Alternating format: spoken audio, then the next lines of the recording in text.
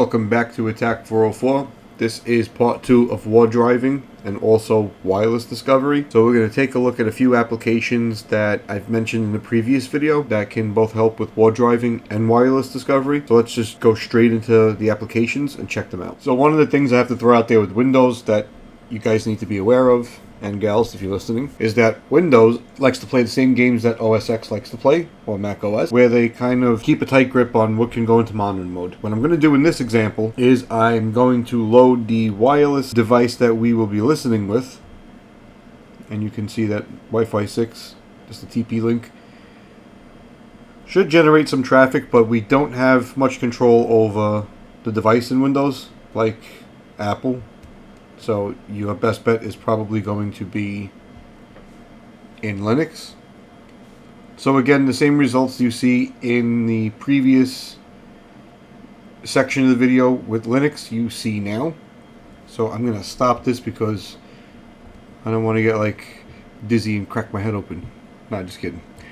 So we see that there's quite a few Wi-Fi networks. As I've said previously, the same thing stands now.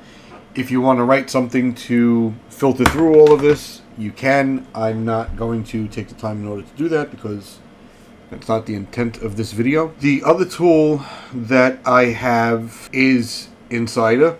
I did get in contact with the company. They were nice enough to send me a 30-day license key. Unfortunately, most of the hardware that I have is not compatible with it, but I'm not going to downplay the fact that they did make an attempt to help us with licensing to get this application working and going. So some of the features that we will be dealing with I don't have readily available. So when you start it up, you will see this.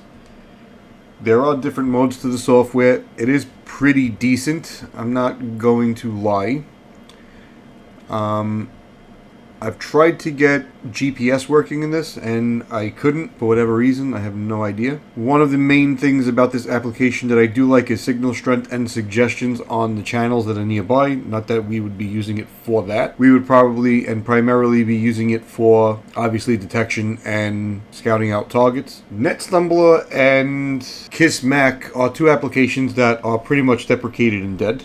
I think I covered this in the previous video, so we won't be going over any of those applications in this one. This is just to show you the other applications that we have available if you need them in a pinch. So I do hope you enjoyed the second part of the war driving tutorial on Wi-Fi hacking and discovery, and I hope you learned some new tools and techniques that you could add to your arsenal and your toolkit. If you like any of our content, please don't forget to like, share, and subscribe.